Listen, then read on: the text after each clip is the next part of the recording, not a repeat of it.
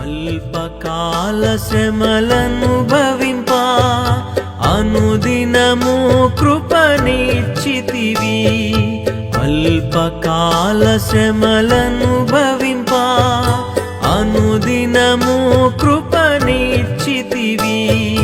నాధుని అడుగు జాడలలో నడచుటకు నన్ను పిలచితివి. నాధుని అడుగు జాడలలో నడచుటకు నన్ను పిలచితివి. హల్లెలూయా హల్లెలూయా హల్లెలూయా